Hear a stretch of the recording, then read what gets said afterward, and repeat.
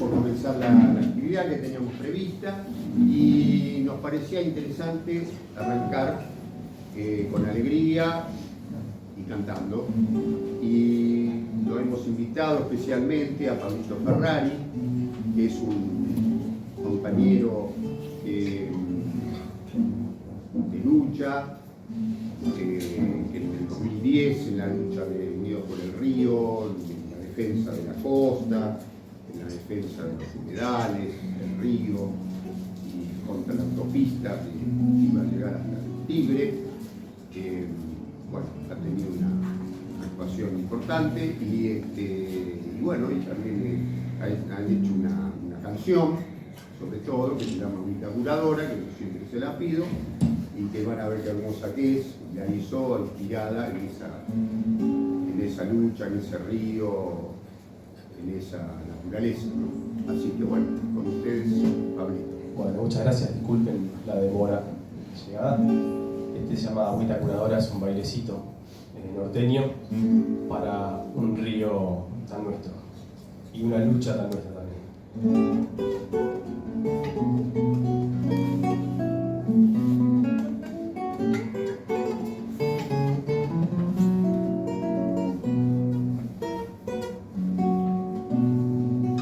Pa' curarme las heridas me voy a mojar con agüita de este río grande como un mar. Y aunque la corriente es fuerte no me va a llevar, de los brazos de mi gente me puedo agarrar. Aunque el miedo sea la moda y el silencio ley, mi voz se desangra en coplas para llamarte. La la la la la ira, ira, la la la la ira. Con agüita de este río me voy a curar.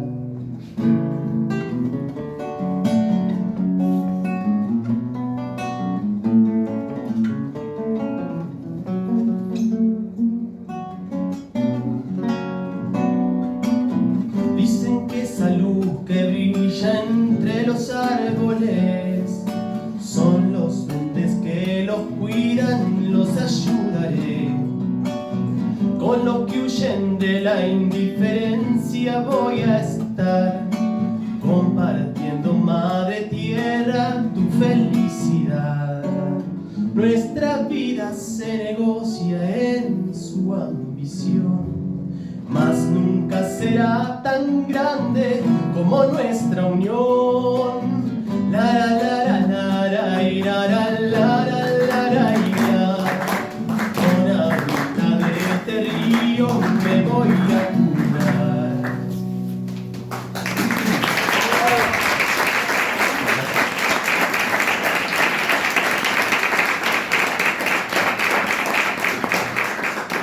Bueno, muchas gracias. Para el final, por ahí te pedimos otro. ¿Hay nomás? Ah. No, para el final, por ahí. ¿Más? ¿Sí? Ustedes me dicen. La garganta que está haciendo un esfuerzo. Voy a hacer un esfuerzo. Gracias, Pablo. Estuvo hasta hoy a la mañana en duda si venía o no. Gracias, Pablo. No, por favor, es un placer. Estuvimos ahí hasta último momento esperando a ver si la gorda me daba, pero bueno, Dios. más o menos. Bueno, hago una chapita entonces, un temita más. También para la ocasión puede servir por dos motivos. Uno porque habla del río y de una manera muy poética de los humedales y de lo que es vivir en un humedal muchas veces sin darnos cuenta, ¿no? O sea, la historia de darle la espalda a nuestro río y la historia de andar pisoteando y rellenando nuestros humedales. Esta es la idea de la canción, la música me corresponde y la letra le corresponde al señor que está en el sonido, al doctor Borón, que está por allá atrás, así que también es un placer tocarla por acá.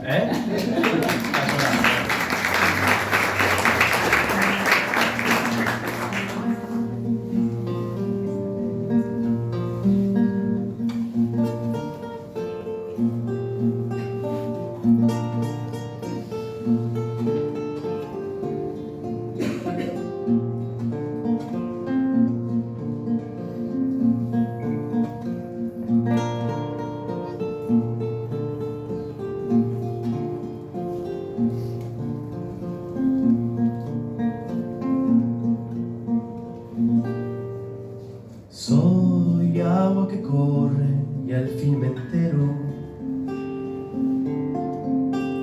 Yo que me crié escapándole al encierro. Tengo un río bravo pasando por mi puerta. Si lo habré puteado y pensando que lluvia de mierda. Soy madera húmeda del sausal. Yo que plante pinos esperando nieve en Navidad. De temprano en la mañana la creciente me levanta. Me regala un aire nuevo bajando del Paraná. Y si es tarde entre los fierros de mi luna harás espejo, orillando en las veredas lo que quede por remar.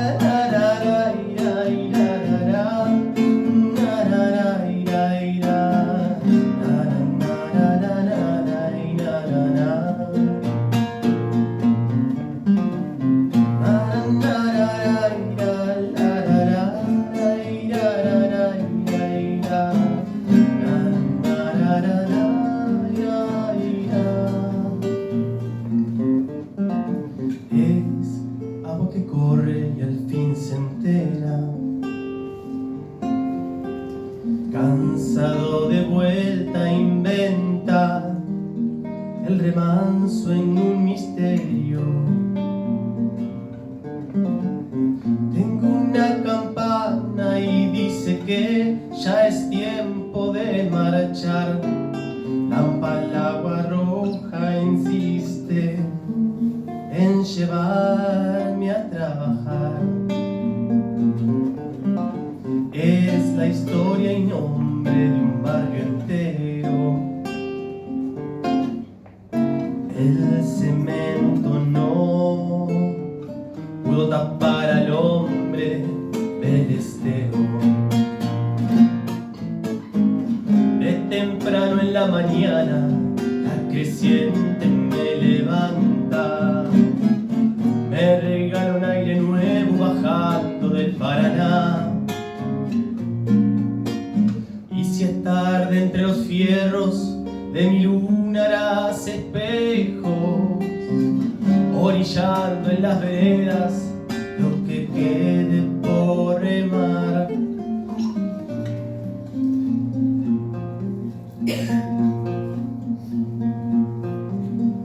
Soy agua que corre y al fin me entero.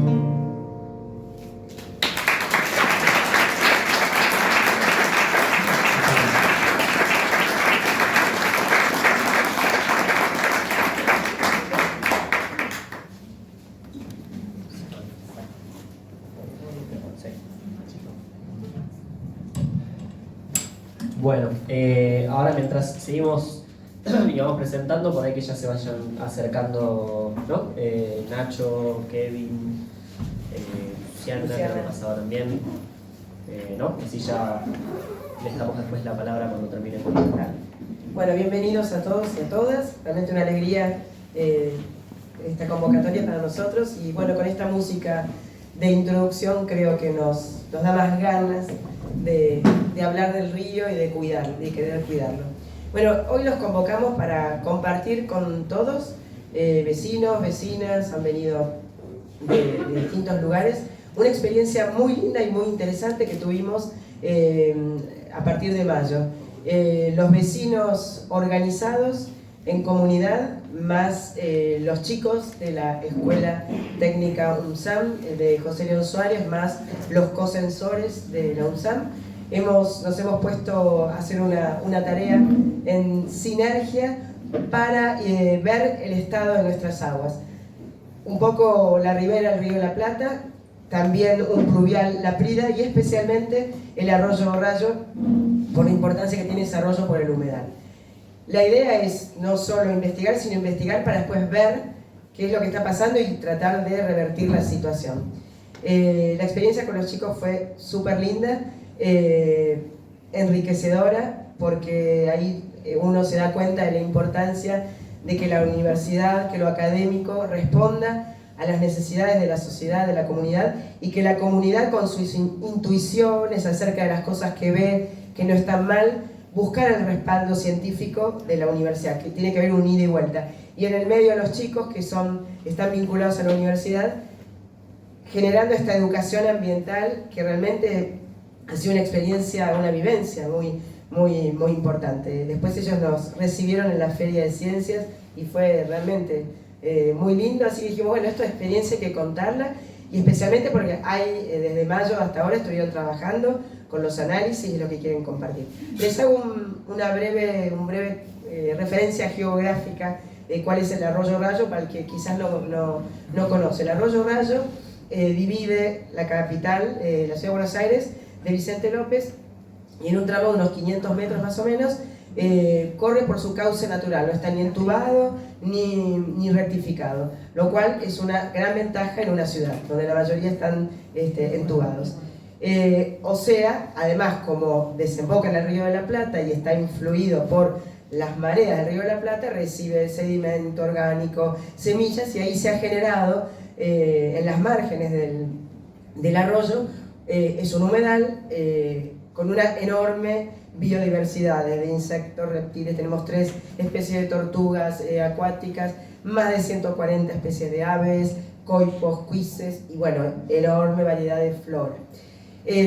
Sin embargo, a pesar de que es un humedal, no está teniendo el cuidado que necesita.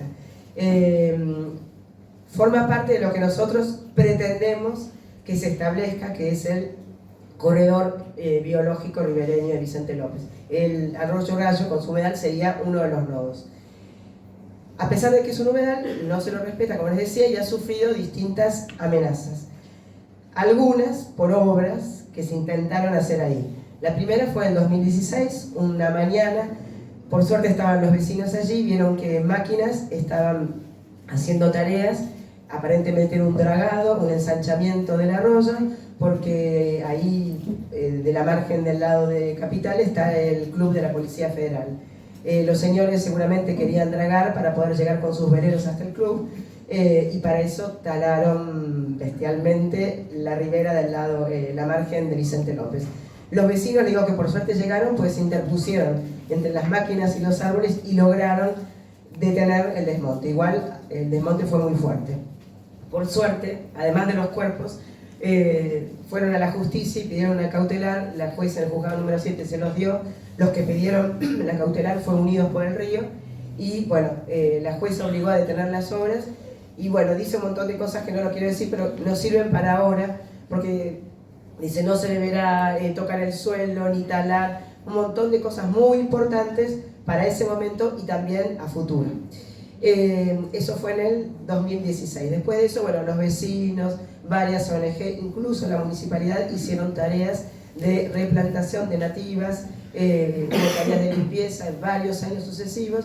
Después vino la pandemia y la naturaleza hizo lo suyo, así que estaba explotado de vegetales. Eso lo hizo muy bien, pero continúa la historia. Ya me iban a robar el protagonismo. No, bueno, después, más recientemente, en el 2022, apareció el proyecto de la Ciudad de Buenos Aires. Nos enteramos de que querían hacer un puente llegando a la desembocadura del arroyo con el río. Puente gigantesco, de 6 metros de ancho, 7 pares de pilotes de cemento, bueno, una bestialidad, que nosotros inmediatamente, bueno, salimos a oponernos, dijimos esto es dañino, es inconsulto y es innecesario. Dañino porque, bueno, el construir en esa parte del arroyo afectaría el flujo de las aguas, entonces esto puede llevar a distintos tipos de consecuencias, desde el secamiento, la colmatación, porque se podría llenar, digamos, por poner los pilotes ahí, corríjanme si digo alguna burrada, porque yo soy de las ciencias sociales, así que lo demás lo toco de oído, porque para eso estudio ciencias sociales. Pero bueno, podría acumularse los camalotes ahí y eso hacer justamente que se altere el flujo, que incluso podría llegar a generar inundaciones también, la contraparte, digamos. Entonces, bueno, muy dañino para eso. Obviamente hacer una obra en ese lugar en donde hay una enorme diversidad, como mencionaba Flavia, también sería muy dañino para la flora y la fauna del espacio. Decimos que es innecesario porque la justificación era hacer una conexión peatonal y ciclística entre Capital y Vicente López, pero para eso ya tenemos un puente, el de Colores, que seguramente muchos lo conocen, que tiene muchos años, que está en muy buen estado, pero que suele estar casualmente cerrado, ¿no? Muchas veces. No sabemos por qué, y bueno, eso nos impide justamente la comunicación natural. Y por último, que es inconsulto porque es fundamentalmente una imposición de un proyecto de la Ciudad de Buenos Aires sobre también Vicente López con este proyecto del puente. Además de la cuestión del puente, también está un poco lo que tiene más que ver con lo que nos convoca hoy, que es la cuestión de la contaminación, bueno, el análisis tiene que ver justamente con el Arroyo Rayo, con el pluvial de la Prida y la Ribera, que ya se habían hecho análisis en otras ocasiones. En 2012, por ejemplo, los vecinos habían pedido a la municipalidad, ahí se hizo un análisis y efectivamente habían aparecido algunas sustancias contaminantes, pero en una concentración tolerable, digamos, muy baja, que si no me equivoco venía de San Martín. Después se hizo otro análisis en 2016, después de lo que contaba Flavia del desmonte por el Círculo de la Policía Federal, y ahí se sumó otra cuestión que fue la de los residuos cloacales, pero también todavía en concentraciones manejables, y de hecho uno iba al Arroyo Rayo y se veían aguas cristalinas, limpias y demás. Y más recientemente, en cambio, ya empezamos a percibir el agua más turbia, el olor feo del arroyo, perdón. Y es un poco eso también lo que motiva este análisis, este trabajo junto con cosensores, con los chicos de la escuela, con la universidad, con esta relación un poco también entre el mundo académico y los territorios, que nos parece algo valioso, importante, que los territorios puedan servirse de esos conocimientos y que también los territorios impacten dentro de la universidad, que no sean esos claustros cerrados como si fueran del medioevo, sino que haya porosidad, haya contacto entre estos puntos. Así que para eso, y para no aburrirlos más nosotros dos, vamos a pedirles ahora sí a Ignacio, a Kevin y a Luciana, si pueden pasar Se presentan un poquito ustedes. más. Claro, y se presentan ellos porque van a presentarse mejor que nosotros a ellos. Pero se escondieron.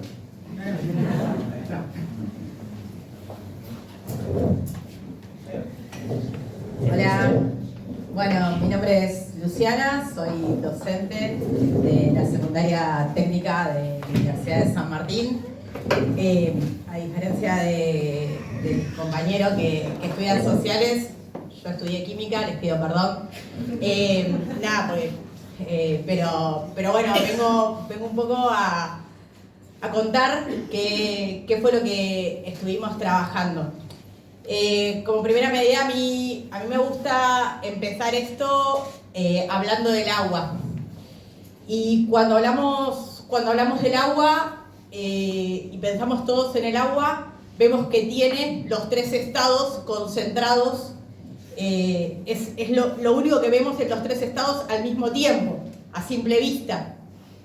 El agua tiene, ¿sí?, características que hacen que nuestra vida y la de todos los seres vivos dependan de ella. Nuestro cuerpo está constituido de agua. Hay un cuento muy lindo, que es un cuento de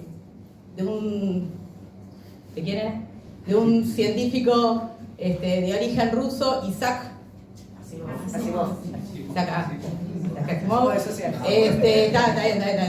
bien. Y él, al final del cuento, le preguntan cómo puede ser que que el agua, ¿sí?, sea una molécula rara, ¿sí? ¿Cómo puede ser que tenga características que hagan que sea líquida a temperatura ambiente, que su densidad haga que flote el cubito en el agua, ¿sí? Asimov responde que en realidad no se trata de poner el carro antes que el caballo, sino que empezó por existir el agua y nuestra vida se adaptó, ¿sí?, en consecuencia a esta molécula abundante. Este cuidado del agua, ¿sí?, no es un cuidado por el cual depende nuestra vida. En la materia en la que nosotros lo trabajamos es la materia química y es la materia microbiología, ¿sí? Entre ambas asignaturas realizamos estudios que incluyeron la creación de los equipos para la medición de transparencia en el agua. Esa fue la primera parte. Fabricar equipos no constituye una práctica, tiene que ver con una condición en la que estamos y tiene que ver con que en el colegio no tengamos, ¿sí?, recursos o el equipo ya existiendo para poder hacer el análisis, ¿sí? Fabricar el equipo y traer material reciclable no constituye parte de la enseñanza porque sí, sino que tiene que ver con las condiciones en las que trabajamos aún en colegios que dependen de la Universidad de San Martín. Para hacer los estudios se fabricó un equipo que es un disco de Secchi con el que se mide la transparencia del agua, ¿sí? Después entiendo que Kevin y Nacho van a contar un poco los resultados. De todas maneras están plasmados en el estudio. Luego de eso, la mayoría de los análisis tuvieron que ser realizados en el campus de la universidad, porque en el colegio no tenemos un laboratorio para poder realizar los estudios. Eso también es importante marcar en las condiciones en las que se hicieron los desarrollos que hicimos, ¿sí? Cómo viajamos al lugar, no en micros, sino en colectivos, porque hoy en día nuestra educación funciona así y los chicos viajan en un colectivo hasta el lugar. A veces está bueno contar la estructura y en eso también yo quiero detenerme un poco en la imagen que estamos viendo, porque quizás muchos de ustedes no lo imaginen. Estos estudios se hicieron en igual medida el año pasado, junto con otra docente con la que trabajé en colaboración, que fue la profe Ana. Atrás del colegio hay un arroyo. Se comparaban 4 sectores de arroyos, ¿sí?, del río Reconquista. El lugar que ven atrás, al que estamos mirando, lo suelen llamar el zanjón detrás de la escuela. Es un espacio donde habitualmente se tira basura. Es un espacio que la autopista del Camino del Buen Aire se construyó de manera inconsulta y sin medir el impacto ambiental, y el arroyo terminó así. Eso pasa cuando no medimos las consecuencias y trabajamos e impactamos ambientalmente en un arroyo. A nosotros nos sorprendió ese día porque Carlos, que para nosotros era una persona muy divertida y que tenía mucha experiencia, quiso probar incluso si había un arroyo. No creía que hubiese un curso de agua ahí atrás. nuestros estudiantes reconocen ese espacio, pero no lo asocian con un arroyo, lo llaman zanjón, y las palabras a veces no son casuales, ¿sí?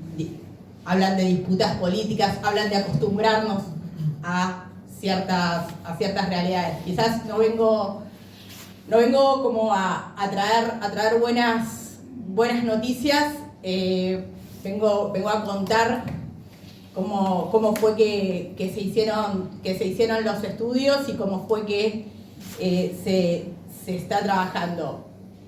Tengo la suerte de estar con 30 estudiantes, de contar con 30 estudiantes que tienen un conocimiento producto de haber vivido el sector, ¿sí? Producto de que los padres les cuenten, acá había animales, antes de que hubiera la autopista había liebres, hoy eso no existe, ¿sí?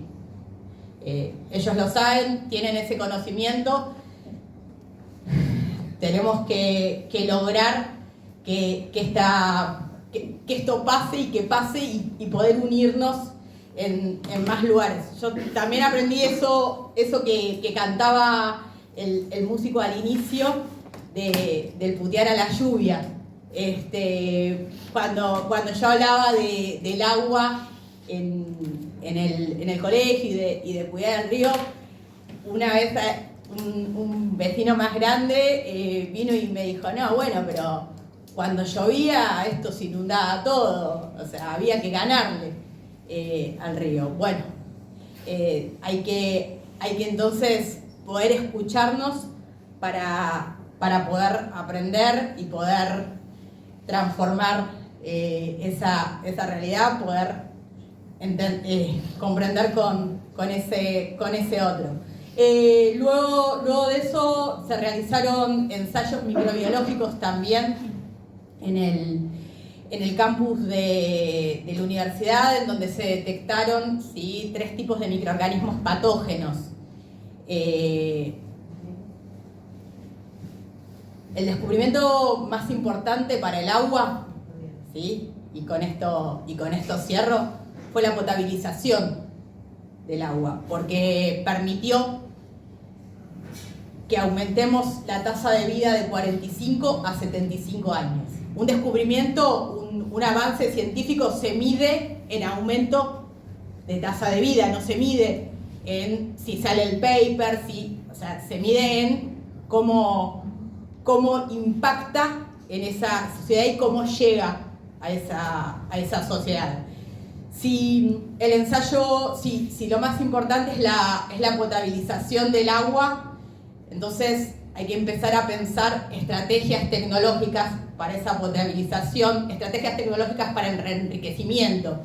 También pensar otro dato que a mí me parece de relevancia, y es en Brasil el agua no se potabiliza con cloro, se potabiliza con flúor.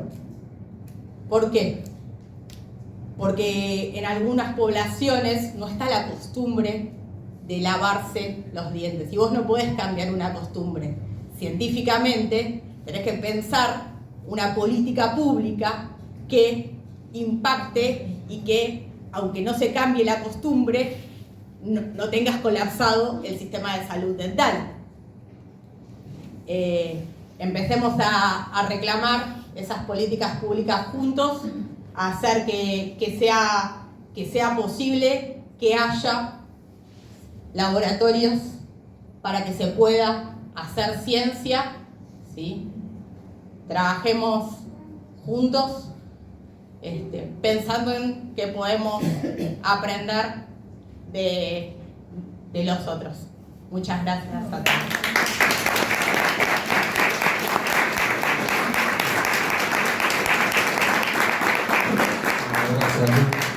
Les voy a contar un detrás de escena. Luz está de licencia en este momento. Así que vale doble que esté acá poniendo el cuerpo, y no es casual porque realmente es una docente que le pone todo, como habrán notado. Bueno, creo que nos presentaron, ¿no? ¿No? Bueno, mi nombre es Ignacio Borón, soy investigador de CONICET en UNSAM.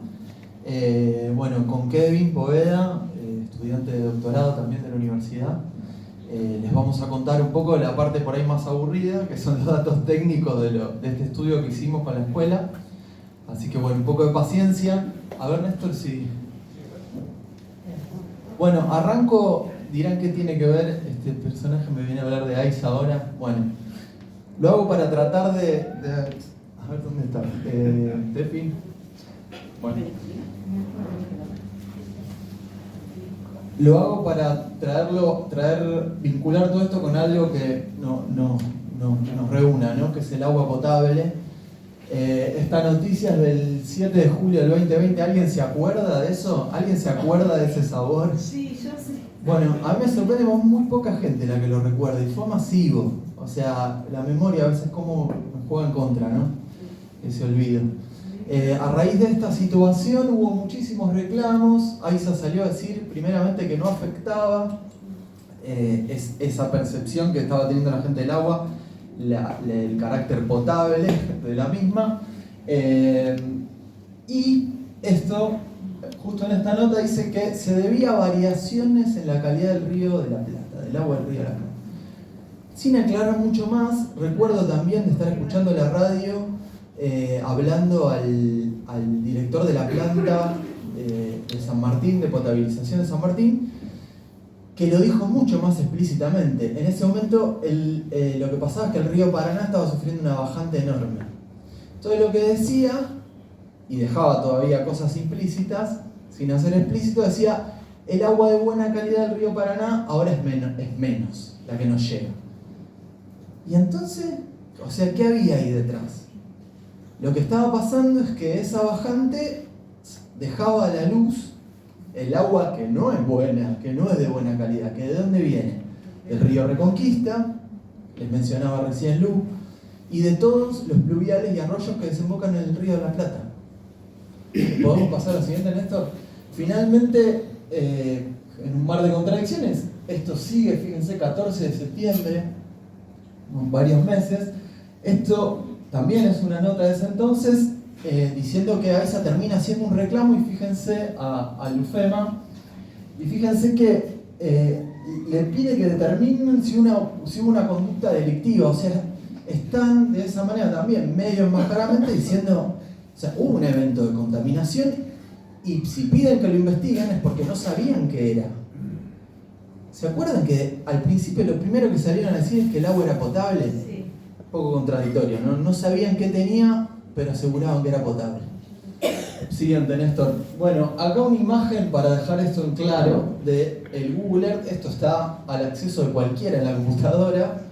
Fíjense qué notan en esa imagen en el río, en el color. Negro. Negro cerca de la costa. Tal cual. Marrón más hacia. ¿Sí? ¿Lo ven? ¿Se ubican? Sí. Se ubican espacialmente, tenemos la cancha de River. Un poquito más allá está la planta de potabilización que no se ve de Aiza, que les mencioné de San Martín. Y de este lado, como recién les contaban, está en la frontera de capital con provincia, el arroyo Ragio. Y esto de acá, voy adelantándoles, es uno de los pluviales que tenemos acá en el partido, que es el pluvial que está a la altura de la calle La Prida. Donde se ve, ocurre en toda la costa. Fíjense, en la salida del pluvial hay una pequeña franja oscura, pero después es más claro acá a la salida del Medrano. Recuerdo ir en tren a Ciudad Universitaria, pasar y ver cómo el río cada día cambiaba de color: violeta, azul, rojo. Bueno, esto saliendo, ¿sí?, al río de la Plata. Fíjense la pluma, y esos dos puntos que marqué ahí que se ven circulados son las tomas de agua de Aiza. O sea, más claro, échenle agua del río, pero lejos de la costa. Siguiente, Néstor. Investigando un poco a partir de nuestra inquietud como vecinos, sobre todo, me encontré con también público, absolutamente público en la web. Bueno, ahí quedó tapado, dice Riglo arriba. Es una serie de muestreos que se hacen de una red de municipios y gobiernos, ¿sí?, que se comprometen a mostrar todo a lo largo de este lado del Río de la Plata y del otro. Y están públicos esos datos. En esa imagen tienen los puntos de muestreo que corresponden al partido Vicente López. En la reserva, ¿sí? Cerquita de Paraná, Puerto de Olivos, y muy cerca del lugar donde les vamos a contar los resultados, en Melo y El Río. Mirando los datos de 2005 que se vienen recopilando, ahí mismo, en la web de Riglo, tienen representado con colores la calidad del agua, ¿sí? Lo que hacen es, a partir de todos los parámetros que se miden, calcular un índice de cuán bueno o mala es el agua. Es a partir les digo, de los valores que se obtienen y tomando como referencia, en este caso, la reglamentación, los límites establecidos por ACUMAR para uso recreativo del agua. Tomando esos límites, digamos, como referencia, fíjense que en este punto en particular, esto lo se puede hacer para el resto de los puntos, en Melo y El Río, desde 2005 para acá, el 80% de las veces que fueron a medir, el agua dio en la peor de las situaciones, extremadamente deteriorada, ¿sí? En un porcentaje menor, muy deteriorada, mucho menor, deteriorada, y las otras categorías ni siquiera aparecen, ¿sí? Esta es la situación del Río de la Plata, la información está pública. ¿Qué pasa con eso? Siguiente, Néstor. Entonces, bueno, acá le voy a pasar la palabra a Kevin. Esto, justamente, esta inquietud y sobre todo pensar qué es lo que está generando la contaminación del río, de este río del que tomamos agua, con el que convivimos. Bueno, nos acercamos a las organizaciones sociales, en este caso a Movida Ambiental y las organizaciones que vienen defendiendo la costa del partido, a tratar de hacer un poco de ciencia comunitaria, que ahí Kevin nos va a contar de qué va. ¿Puedo hacer una pregunta? Sí. No me queda claro, o sea, el hecho de que el agua del Río de la Plata esté contaminada no implica que el agua que tomamos, que pasa por el proceso de potabilización de AISA, esté contaminada. O sea, hay muestras de lo que en la casa sale de las canillas, porque AISA se supone que tiene laboratorio de control de calidad y no debería permitir que el agua, luego del proceso de potabilización, donde bueno, somete a diversos filtración, químicos y demás, cloración, salga, digamos, peligrosa para la población. ¿Este estudio incluye eso? Lo que mostré son datos lo último que mostré son datos de calidad de agua sobre la franja costera. O sea, como vieron, las tomas están más adentro. O sea, vale la pregunta de cuánto esta contaminación llega a esas tomas. Exacto. No estando lejos, yo lo que planteo ahí es, podemos pensar que parte de esa contaminación llegue, es posible. A eso sumo lo primero que les conté, o sea, lo percibimos en el gusto de que había algún tipo de compuesto ahí.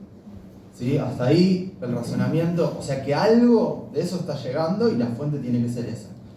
Sí, el agua te sumo una cosita más. Respecto de AISA tiene, también son públicos los datos de AISA, de calidad de agua, eso lo pueden buscar. Lo que les digo de eso, dos cosas. En la cantidad de cosas que mide, no son todas. O sea, por ejemplo, este compuesto evidentemente no lo estaban analizando.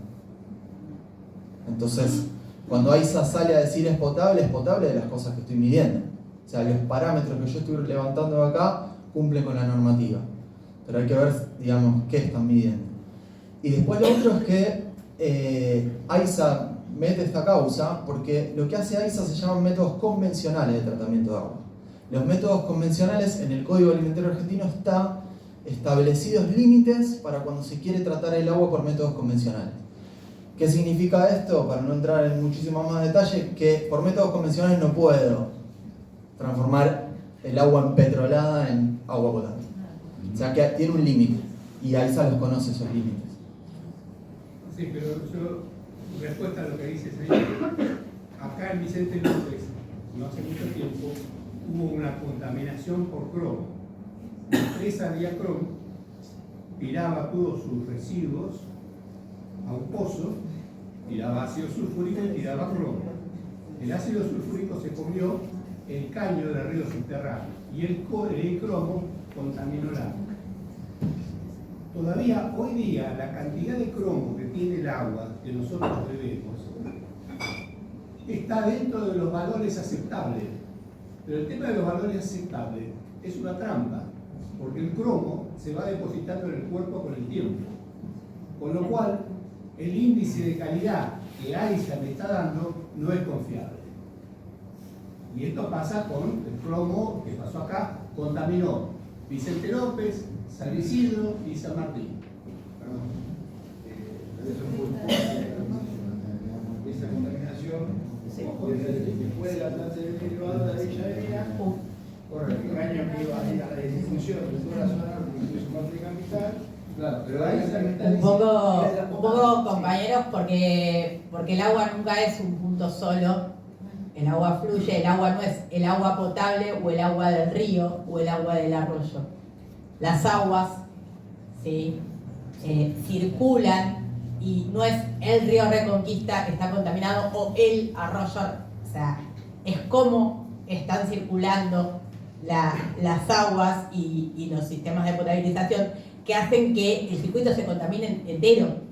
¿Sí? O sea, nunca lo tenemos que pensar en, bueno, este lugar está y no vamos a este lugar, porque el hecho de que este lugar esté hace que todo el círculo esté, no es solo que el agua que tomemos, ¿sí? Porque si no, o sea, no terminamos pensando en quienes vivimos en esa costa y qué respiramos cuando vivimos en esos humedales, ¿sí?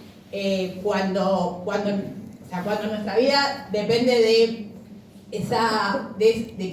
ese arroyo, ¿sí? Podamos retirar la basura y clasificarla, bueno, ya ahí, la verdad que si el agua es potable, si en realidad cuando estoy yendo a trabajar no puedo elegir dónde estoy separando el contaminante, me parece que en realidad hay que ampliar la visión y dejar de ver el punto, empezar a pensar en el global. Perdón, les propongo, dejamos continuar y después al final dejamos un espacio para las preguntas para hacer el desarrollo y por ahí los chicos tienen que ir antes, así terminamos. Bueno, voy rápido, igual que me parece que hay ganas de discutir, así que avanzamos. La idea acá es contarles un poco del grupo Cosensores del cual hacemos parte y que también va un poco en línea con lo que traía Lu, en el sentido de cuando hacemos ciencia comunitaria, de qué estamos hablando cuando hablamos de ello, que integra un poco más de factores que solamente la cuestión del dato o de el contaminante específico que se está buscando, sino que la forma en la que abordamos nuestra práctica científica se basa en principio de qué manera nos organizamos. El grupo está conformado por estudiantes, por docentes, por investigadores de universidades nacionales de distintas áreas y trabajamos de manera horizontal. Si bien hay algunos que ya son investigadores o tienen algunos rangos, las decisiones que se toman dentro del grupo son de forma horizontal. Trabajamos con comunidades organizadas, eso es importante también porque marca un poco el inicio del por qué vamos a un lugar o qué nos motiva para poder llevar a cabo alguna investigación determinada. Por lo cual es fundamental que haya una comunidad allí organizada, lo cual configura la existencia de un conflicto. Y lo que hacemos es desarrollar herramientas libres, que un poco les vamos a contar así rápido durante la presentación de qué hablamos cuando hablamos de estas herramientas, algunos ejemplos, que de hecho trajimos un par para que chusmeen quien tenga ganas, que nos ayudan a llevar a cabo relevamientos autónomos de calidad ambiental, principalmente calidad de agua, junto a las comunidades con las que determinamos trabajar. Es allí que pues traemos siempre esta frase que dice que nos proponemos conjugar las prácticas y los conocimientos que traemos desde la academia con esos conocimientos y esos saberes propios también del territorio en el cual empezamos a trabajar.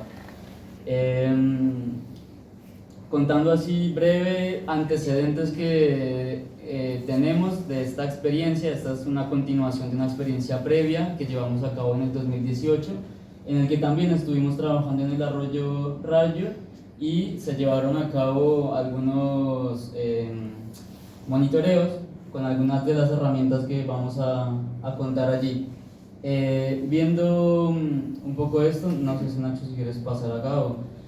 Sí, por ahí mencionar, no se llega a leer, pero trabajamos con la Escuela Técnica número 4 de Florida Oeste, de la UEMES, y la Escuela número 21, de la cual Alba, que sigue participando todavía de este proyecto, estaba como docente en ese entonces de Villa de Lima. Y también en ese momento se articuló con Unidos por el Río, que es una asamblea también allí en esta zona, y con Isla Verde. Lo que se obtuvo allí es muy parecido a lo que se obtuvo con estos resultados y da como el pie para seguir indagando en el marco de este proceso de investigación. Sí, con menos detalle de que lo que les vamos a contar ahora, pero es importante mencionarlo como antecedente, vimos que a través de ensayos con microalgas, que ahora vamos a ver un poco de qué va, midiendo conductividad y concentración de fosfatos en el agua, vimos que esta alteración en el agua era mayor en el pluvial y en el arroyo Raggio respecto del río de la Plata. Entonces ya empezamos a preocuparnos, empezamos a cruzarlo con observaciones que todavía Alba se acuerda, que vimos el pluvial rojo en ese momento saliendo hacia el río de la Plata, y identificamos a partir de este proceso una descarga cloacal que venía del Parque de los Niños. De hecho, si todavía se pegan una vuelta por el arroyo, van a ver ahí una especie de cascada bastante desagradable que viene de una planta de tratamiento que evidentemente no está funcionando del lado del Parque de los Niños. Pasamos a bueno, volvió Néstor, Fuego Belicoso nos lo piden, este trabajo quedó publicado, esta experiencia de 2018 en este artículo están los datos públicos ahí de lo que se obtuvo. Bueno, algunas de las herramientas con las que estuvimos trabajando las pueden ver acá, no sé si quieres contar vos, Kevin, yo las muestro. Sí, bueno, son algunas de las herramientas con las que venimos trabajando y desarrollando como grupo. Una de ellas es el colorímetro, que nos permite, a través de replicar el funcionamiento de lo que es un espectrofotómetro, tener mediciones a partir de la luz, de concentraciones de determinado analito en una muestra de agua. En este caso lo usamos para nutrientes principalmente y lo venimos calibrando para ello. Importante, estas herramientas las fabricaron chicos de una escuela secundaria, o sea que no es que ni siquiera las herramientas son calibradas en laboratorio para garantizar que la información que nos dan es fiable. Un conductímetro también basado en electrónica de bajo costo, que nos permite tener mediciones de conductividad. Un oxímetro con el que medimos el oxígeno disuelto. Allí está el bioensayo de toxicidad que mencionábamos antes, que está basado en microalgas que han sido probadas también mediante bioensayos de toxicidad para su respuesta a distintas sustancias y concentraciones. Y el disco de Secchi, que ya mencionaba también Lu, que lo habían fabricado en la escuela, que nos permite tener mediciones de transparencia del agua. Y también venimos trabajando más recientemente en el desarrollo de una app, en realidad es el desarrollo de un índice de calidad ambiental que lo podemos medir a través de una app de teléfono móvil por medio de preguntas de observación y de sensitiva respecto al ambiente que se está evaluando. Bueno, un poco la lógica detrás de todas estas herramientas es romper con la idea común y cotidiana de cómo nos relacionamos con las tecnologías o cómo vienen fabricadas esas tecnologías, que generalmente reproducen la lógica de una caja negra, ¿no? Es el no saber cómo funcionan, el no poder modificarlas en función de nuestras necesidades. Intentamos romper esa lógica con estas herramientas, trayendo la idea de las herramientas libres o tecnologías libres, en función que son herramientas que se pueden replicar de manera libre, se pueden modificar, se pueden apropiar, que es uno de los objetivos también principales, que estas herramientas sean apropiadas por la propia comunidad y se puedan llevar a cabo monitoreos de forma autónoma. Agrego por ahí a lo que decía Lu antes, una de las ventajas es que por ser más baratas, digamos, le permiten acceder a este tipo de equipos cuando a veces los recursos no están, pero está bueno sumar lo que contaba recién Kevin, no se trata solamente de que sea más barato, también de poderse apropiar de la tecnología y ponerla al servicio de los intereses de los chicos, de la comunidad. El primer resultado, perdón, pero me voy a parar de este lado para poder ver lo que les estoy mostrando. El primer resultado tiene que ver con la aplicación que utilizamos, que se los muestro primero porque es como lo más general y no refiere únicamente al agua, ¿sí? La aplicación a través de 10 preguntas que tienen que ver con presencia de basura, tipo de vegetación, presencia de fauna, el tipo de suelo, si hubo modificaciones del suelo, etc. Permite tener un primer acercamiento a la calidad ambiental en ese lugar. Y fíjense lo que pasó caminando la costa hasta ahora, con distintas experiencias que hicimos junto a las organizaciones. Tuvimos ese mapa donde los puntos verdes, como pueden ver, es donde el índice dio más alto, la calidad ambiental es mejor, y los puntos rojos donde es peor, pasando por el amarillo y el naranja. Entonces, si bien es recién el comienzo de la utilización de esta herramienta, ya podemos empezar a identificar zonas donde la calidad ambiental es mejor que en otras. Parte de que sea una herramienta libre nos permite entender cómo se genera ese valor y desglosar la información. La docente de la escuela que lo utilizó hizo un promedio de todos esos puntos, dio 6,18, que dentro de todo es bastante bueno. Podríamos quedarnos con ese valor y decir, bueno, estamos en verde, nos vamos a casa. Sin embargo, digamos, la posibilidad de entender cómo funciona esto y de desglosar la información, si lo abrimos vemos que hay cosas que están buenísimas y hay cosas que están muy mal. Que en realidad eso es un promedio de toda una serie de variables que no necesariamente están todas bien. Por ejemplo, la vegetación, que es la primera pregunta, fíjense, en el 67% de los puntos se contestó que hay mucha vegetación, digamos, un buen signo de ambiental, a lo sumo poca, y tenemos muy pocas zonas de la costa donde no hay nada de vegetación. Eso es bueno. Hay varias, lo mismo la fauna, la presencia de aves. Ahí pueden ver en las fotos del área Irigoyen la cantidad de biodiversidad que hay en esa zona que a veces ni somos capaces de imaginarnos. Pasamos y vemos pasto largo y seguimos de largo. Y esto, como les decía, va en conjunto con que se detectó muchísima presencia de basura. 83% de los puntos había mucha basura. Y en un porcentaje menor, poca. Fíjense qué pasa también con el olor del agua, ¿no? Está repartido, pero en muchos casos hay mal olor, aproximadamente en la mitad de los puntos. Bueno, no les voy a aburrir con toda la información, pero esto también está público en una web y se lo puede consultar cualquiera, están estos gráficos, etc. Siguiente, Néstor.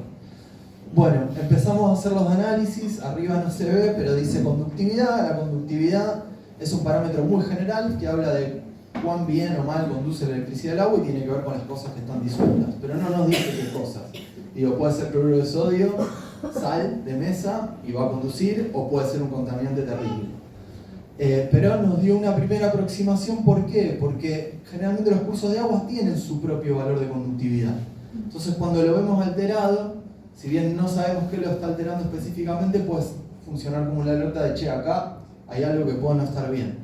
Fíjense, esos son los 4 puntos de muestreo que hicimos este año con la escuela y con los vecinos. En el Río de la Plata tenemos 380 microsiemens por centímetro, que es un valor cercano al que debería tener el Río de la Plata, que suele andar en 300 microsiemens. Fíjense lo que pasa con el pluvial Apría y los 2 puntos en el arroyo Ragio, ¿no? Los valores son mucho más altos. Entonces ahí alerta, che, que está generando estos valores más altos. Siguiente, Néstor. Después, si quieren, volvemos más en detalle. Hicimos de nuevo el bioensayo. Igual que en el 2018 tuvimos una respuesta muy parecida. Para darles una referencia de cómo funciona este bioensayo, ¿se acuerdan? Voy a traer otro hecho que posiblemente recordemos. Las floraciones de cianobacterias. ¿Les suena? Bueno. Tuvieron que ver también con la bajante y con que de nuevo, la contaminación, que por ejemplo pueden ser los lixiviados de la producción agropecuaria, de fertilizantes que no retienen el suelo y que pasan a los cursos de agua, eso funciona como nutriente de esas cianobacterias y se producen floraciones. Es uno de los factores. También se vio que muchos pesticidas pueden, a pesar de que son venenos, funcionar como alimento para esos microorganismos. De manera similar, lo que vemos con este ensayo basado en algas es que el crecimiento en R2 en particular y en PL, que es el punto del pluvial, el crecimiento era muy alto, sin ponerle ningún nutriente. Menor en el Río de la Plata y menor en R1. ¿Sí? Cuando le agregamos nutrientes, bueno, ahí tuvimos un problemita con el ensayo, entonces no tenemos información de R2 y R1, pero lo que vimos es que el Río de la Plata, ¿sí?, que tiene pocos nutrientes, al agregarle esos nutrientes, efectivamente crecía como en el pluvial. O sea que lo que estábamos viendo, eso nos confirmó que era una serie de sustancias presentes en el pluvial y en el arroyo que le estaban dando de comer a las algas. Siguiente. Bueno, pasamos a medir cosas más específicas con uno de esos equipos que está ahí, que es el oxígeno disuelto. Fíjense lo que pasa. En el Río de la Plata estamos en 8. Yo les digo, es un valor que está relativamente bien. El oxígeno disuelto no suele pasar de los 10 ppm, por darles un valor, miligramos litro. Es lo máximo de oxígeno que se puede disolver en el agua a temperatura ambiente aproximadamente. 8 está bien. Fíjense los valores para el pluvial y el arroyo, ¿no? Muchísimo más bajos. Incluso llegan a caer debajo del límite que establece ACUMAR, que es uno de estos valores que les conté antes que se miden, que establece que si está debajo de 5, ese agua no es apta para uso recreativo y protección de la biota. Donde dice fluvial, ¿es cloaca también? ¿Fluvial y cloaca? Pluvial debería ser agua de lluvia. No debería haber... No, yo explico el lugar y no parece ser. Que no debería ser cloaca. No debería ser debería cloaca. ser agua de lluvia, exclusivamente. Debería ser agua de lluvia, pero es la duda de qué es lo que sale por ese pluvial. Claro. En el pluvial. El pluvial es el agua que barre el barrendero por el costado. Claro. Exacto, ese es el problema. No debería ser cloaca.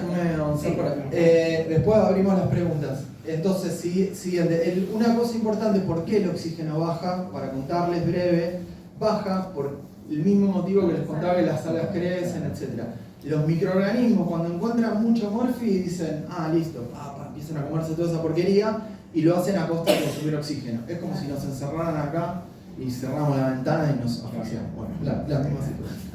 Explicándolo mal y pronto. Siguiente. Fosfato, entonces. Lo que hicimos es medir el fosfato, también dentro de estos compuestos que podían estar dando conductividad alta, uno posible era el fosfato, y es uno de estos moléculas que le dan de comer a los bichos y que devienen de la degradación, por ejemplo, de materia orgánica, residuos cloacales, industriales, etc. Altísimo. El fosfato, altísimo.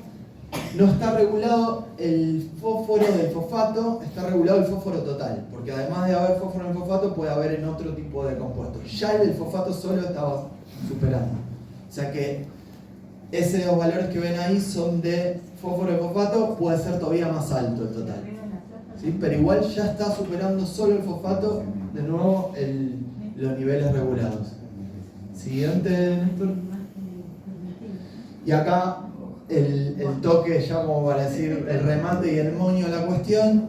Hicimos análisis microbiológicos, esto también, para que lo tengan en cuenta, lo estamos haciendo con herramientas libres.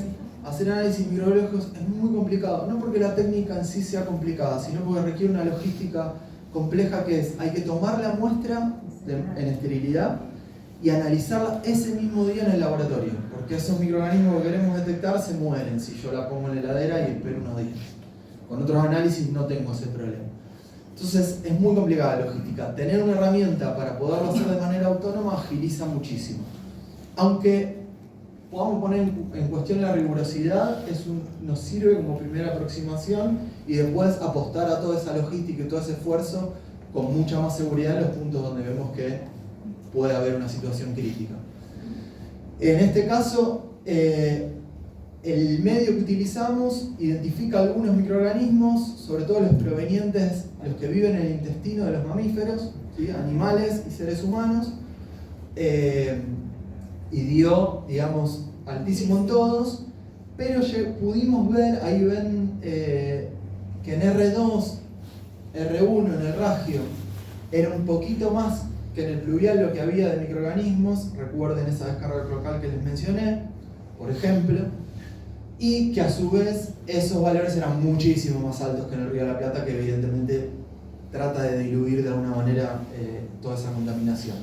En todos los casos hay un nivel guía para uno de esos microorganismos que este medio nos permite identificar porque se pone verde brillante, aparecen unos puntitos verde brillantes, son Escherichia coli, que es inequívocamente indicador de contaminación con materia fecal. Y bueno, encontramos en esos 3 puntos, si bien no estamos haciendo un análisis cuantitativo, más bien cualitativo, semi-cuantitativo, nos permitió el hecho de que aparezcan 2 o 3 colonias ya de coli, por la cantidad de muestra que ponemos en las placas, habla de que está superadísimo ese nivel guía establecido, de nuevo para protección de biota y uso recreativo. Bueno, ahí estaríamos. Le paso la palabra a Kevin para ir cerrando. Bueno, y así rápido para cerrar, traigamos esta imagen que nos ayuda un poco a describir el trabajo, la forma de trabajo que venimos haciendo. Y bueno, el hecho de que ya exista una comunidad que está organizada en defensa de un bien común natural como es el humedal del Arroyo Rayo ya da cuenta de la existencia de un conflicto ambiental, y eso permite que se relacionen un montón de actores, en este caso universidad, escuelas, vecinos y vecinas, a través de las cuales se abren espacios de transformación social. Y la forma en la que nosotros venimos trabajando es principalmente el desarrollo de las herramientas libres, como las que trajimos acá. A partir de ese desarrollo y su aplicación, generamos información y se discuten esos resultados, como en estas instancias, y todo ese trabajo en conjunto nos permite generar saberes y conocimiento nuevo, que es lo más importante de esta práctica, digamos, y de estas experiencias. Así que eso, deseo la palabra. Respecto a quienes preguntaban por el pluvial, quizás Ricardo, que es uno de los estudiantes que trabajó en ese aspecto, puede contar el dato. Me parece que ahí vamos a ver qué es lo que pasó. Y bueno, nosotros cuando fuimos a hacer la investigación, tomando las muestras, pudimos notar varias diferencias entre todos los puntos que fuimos, que fue principalmente la que nos llamó mucho la atención fue el del Arroyo Raggio, en el inicio, bueno, más específicamente debajo del puente de los Colores. Nosotros sacamos muestras de ahí y a comparación del río, que fue la más transparente a comparación de toda la otra, el Arroyo Raggio está demasiado contaminado. Nosotros hicimos análisis de físico-químicos y con el cono de INMOF nosotros vimos la cantidad de sedimentos que había en el agua. Nos sorprendió que haya tanta cantidad de sedimentos ahí. Estuvimos viendo muchas cosas de ahí, vimos que el nivel de pH era mucho más alto de lo normal, porque se supone que el pH normal sería entre unos 7 o 6 más o menos, pero en las muestras nos tomaban 8, 14, muy altos, casi increíble la cantidad, en realidad, era demasiado. Y bueno, estuvimos haciendo todos los análisis que podíamos hacer ahí. Igual nos costó un poco con el disco de Secchi, porque ya la profundidad no era muy adecuada por el tema de que no nos podíamos meter mucho al agua, pero hicimos lo que pudimos y más o menos tomamos una profundidad y la transparencia llegaba más o menos a unos 25 o unos 23 centímetros, pero como llegaba al fondo nos podíamos sacar una cantidad exacta de transparencia que había. Sacamos muchos datos de ahí y ahí estuvimos viendo. También se nos complicó un poco con las microalgas en lo del Arroyo Raggio y la parte de la desembocadura. Se habían desarmado, por así decir, de haber sido dicho así, se habían desarmado las muestras y no pudimos sacar bien si las que tenían nutrientes había pasado algo o no. Bueno, ¿alguna pregunta? ¿Alguna pregunta? Bueno, en el fluvial habíamos notado que al principio se veían pescados ahí vivos, que eran sabalitos, se notaban. Había varios, pero cuando nos bajamos y empezamos a ver, había muchos que se habían muerto, estaban flotando. Como que no se había mucho oxígeno ahí en esa parte. Veíamos que salían del agua más o menos, sacaban la cabeza para tratar de respirar, porque no tenían oxígeno suficiente para poder ahí estar. Y después ya cuando fuimos a la parte ya del río, veíamos ahí nomás estábamos viendo que también los pescados estaban tratando de salir y no tenían tanto oxígeno tampoco, pero podían estar más o menos los pescados ahí. Después ya en el arroyo prácticamente no había nada de nada. Además nosotros estábamos ahí en la parte bajo del puente de los Colores. El olor era tan insoportable que apenas podíamos estar ahí.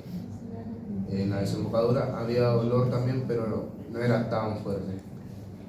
Después vimos que la transparencia y el pH en el río era más o menos estable, se podría decir, pero no era lo suficiente para que se pueda estar ahí bien. ¿Alguna pregunta? Sí, queríamos que contaras. Quizás eso que Ricardo cuenta con tanta amorosidad de ponernos en conjunto y decir, bueno, nosotros vimos, tiene que ver con que Ricardo es muy amoroso, no fue nosotros vimos, Ricardo fue al fluvial, Ricardo suele ir al río y cuando vio, dijo, miré ese cardumen de sábalos, profe, están boqueando. Eso es porque no tienen oxígeno. No es cierto que lo tuvimos nosotros, no es cierto que ni el doctor Borón ni la profesora hubiésemos sabido que había sábalos ahí, era Ricardo.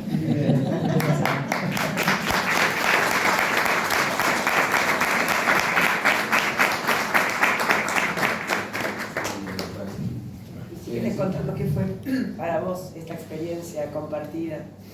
Y bueno, en esta experiencia con mis compañeros y también los profes que nos acompañaron, para mí fue bastante interesante y educativo porque nos sirvió no solo para darnos cuenta de cosas que nosotros no entendíamos bien, sino también para ver y sacar más conclusiones y tener un poco más de conciencia sobre lo que pasaba ahí, porque parecía normal que la turbidez del agua era por la tierra. Sabíamos que había mucha ola y todo eso, pero nunca pensamos que también era por los sedimentos que había. Nosotros pensábamos que era normal la turbidez. Después los vecinos nos contaban que antes, hace mucho tiempo, ese lugar no había nada, era más playa, el agua era más transparente, era un lugar muy lindo para estar ahí, pasar el día con la familia y disfrutar. Pero ahora si vas, la pasás medio ahí, porque ves muy turbia el agua. Además hay un montón de piedras en una parte, ya acercándose para el arroyo. Y bueno, yo ahí con mis compañeros fue bastante interesante, la pasamos bien, la disfrutamos mucho y en mi opinión estaría mucho mejor que tengamos más conciencia de lo que hacemos ahí en el río y podamos detenernos a pensar todo lo que está pasando, cómo está afectando que nosotros estemos ahí trabajando y dañando el ecosistema. También hemos visto que había muy poca fauna a comparación de antes. Yo cuando era chico me acuerdo que iba ahí y veía muchas flores ahí en el pasto y veía que estaban las mariposas, colibrí y etcétera, todos los animales que hay. Ahora si voy no veo casi nada, no están las mismas flores, no están las mariposas, no están los colibríes, casi nada, se ven capaz una que otra ave, pero ya casi no hay nada. Después de la pandemia, prácticamente, yo me había ido un día cuando ya se podía salir y noté que ese tiempo que no había gente trabajando, no había nada, que nadie iba, que no dejaban basura ni nada, noté que ya la naturaleza había hecho bastante efecto, porque ya se podían encontrar más especies que había antes. Pude encontrar como cangrejos, había como cuando antes, pero desde que volvió todo a la normalidad, por así decirlo, todos esos animalitos que había ya casi no están, ya no se encuentran, y eso era un poco triste, por así decirlo, porque ya no está la fauna de siempre.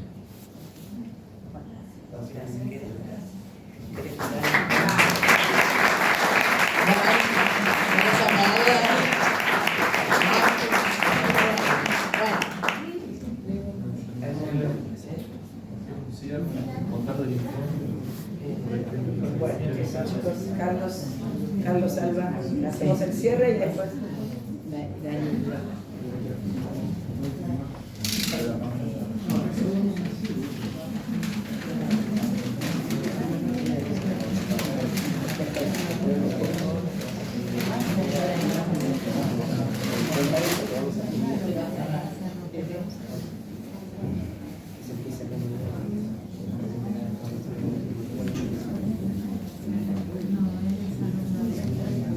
Bueno, ¿qué tal?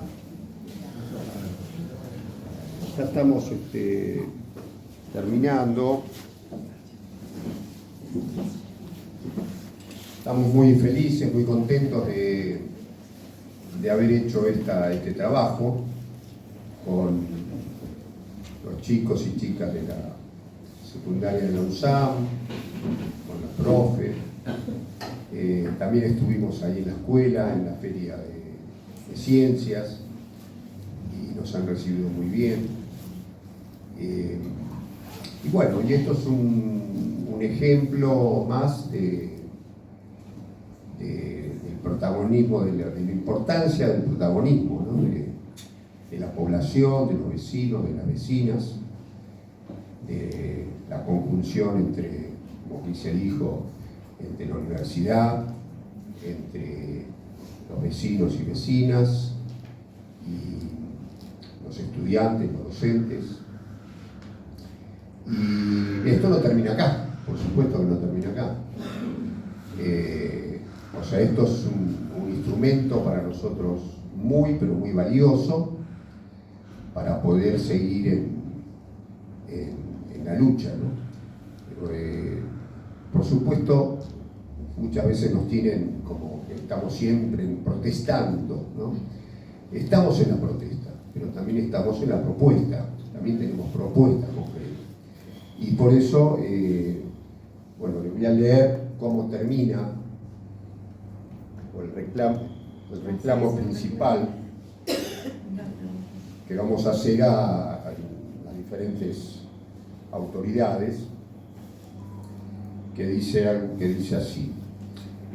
Para concluir, volvemos a señalar la importancia de la sinergia entre una comunidad organizada, la universidad y la escuela secundaria. Ahora tenemos datos concretos que corroboran las sospechas de contaminación que eran evidentes por el color y olor del agua. Reclamamos controles periódicos de las aguas, que se hagan públicos de los pluviales que se descargan en el Río de la Plata por parte de la Municipalidad de Vicente López, de las aguas del Arroyo Rayo por parte de la Municipalidad de Vicente López, del Gobierno de la Ciudad de Buenos Aires y de la Provincia de Buenos Aires. Estos controles periódicos son absolutamente necesarios para encaminar un proceso de remediación del arroyo y proteger su rico humedal, aunque aún, lamentablemente, no tenemos una ley de humedales. Tenemos que enfocar un esfuerzo conjunto en tiempos de cambio climático, pérdida vertiginosa de biodiversidad y contaminación. Sabemos que desde la década de la comunidad para exigirlo y realizar tareas concretas de nuestra parte, como fue hacer limpieza, plantaciones y frenar acciones que puedan amenazarlo. Y la decisión política, por supuesto, de los gobiernos.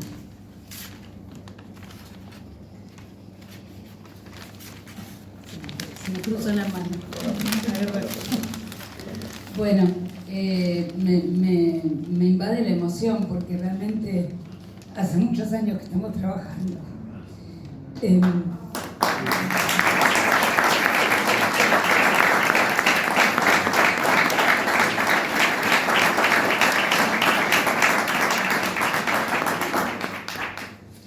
Yo quería invitarlos a sumarse, porque necesitamos muchas manos y mucha acción. A todos los que tengan ganas de trabajar en esto, que les puedo asegurar que es muy agradable y que aparte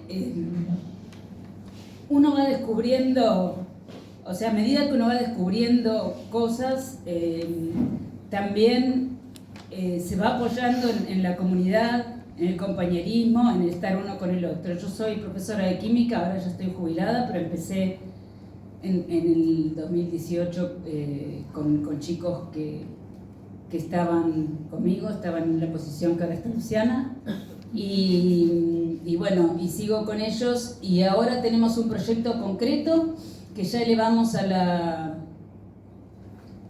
jefa distrital.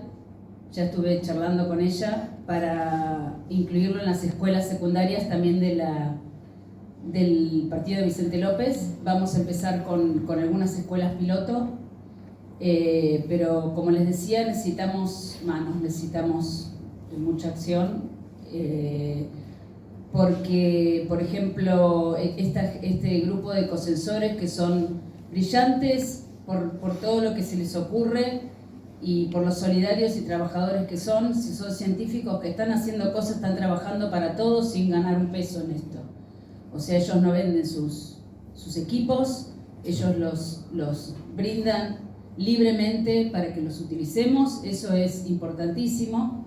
La aplicación es de uso muy sencillo y da muchos resultados, o sea, si los resultados fueran variables, digamos, no exacto, por decirlo de algún modo, es porque el muestreo es pequeño. O sea, cuando uno tiene una aplicación y hace mediciones, estas son mejores que cuantas más mediciones se hagan y cuanta más gente lo haga. Entonces, a medida que que sigamos utilizando la app con diferentes grupos, todo esto se va a ir mejorando.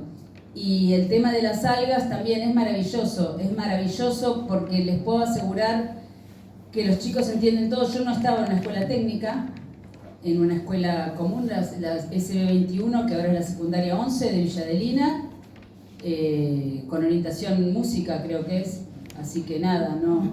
Sin embargo, por el color que se obtiene en las algas, por el nivel RGB, o sea, de rojo, azul y verde, que es un programa que se tiene en la computadora, a la cual teníamos acceso, teníamos las computadoras de Conectar Igualdad, que todavía subsisten, y bueno, con eso los chicos trabajaban, entendían perfectamente lo que estaban haciendo y se entusiasmaban, y bueno, y además obteníamos los resultados. Así que bueno, repito la invitación para acercarse, nos reunimos y vamos organizando todo entre todos, y bueno, cada paso les puedo asegurar que es una gran satisfacción.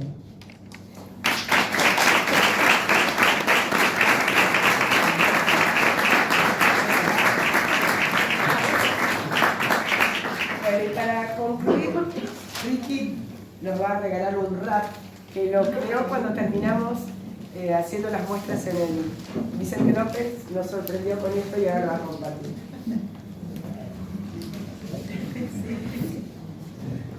Y bueno, esto más o menos lo canté ese día y lo improvisé en ese momento porque estaba ahí concentrado en todo lo que hacía y se me vino a la cabeza hacer eso. Yo pregunté y me dejaron los profes. Ah, no lo vamos a dejar. Sí, pregunté y se coparon los profes y me dejaron y más o menos algo así iba el rap. Bueno, como no tengo la instrumental ahora, lo tiro así a capela. Y bueno, iba así. Veníamos a practicar, veníamos a sacar unas nuevas muestras, veníamos a sacar y veníamos a investigar, íbamos a sacar del arroyo Ragio, íbamos a sacar, nos impactamos con todo lo que había, el daño que había causado, habíamos notado muchas cosas nuevas y cosas que ni siquiera habíamos localizado. Habíamos visto que la muestra original era mucho más allá. Antes veíamos que era transparente y ahora ni siquiera se puede notar el fondo. Quizás el agua se congela a tus pies, pero ahora venís y la pasás de 10. Eso parecía hace unos cuantos años, todo era normal y ahora es todo mal. No se puede igualar a nada más de acá. Veníamos a disfrutar, podías pasar el día tranquilo, normal. Veías los animales por ahí, podías ver las aves volar, podíamos cantar, podíamos disfrutar. En la muestra del HP nos pasábamos de más. Veníamos, tomamos las muestras relajados. Cuando veíamos a pasar un ave, nos relajamos y pasamos el día tranquilo. Con los profesores nos destacamos, demostramos que nosotros teníamos un cargo de conciencia, demostrábamos que nosotros sacábamos todo, aunque estemos pasando por la adolescencia, sea complicado o sea normal.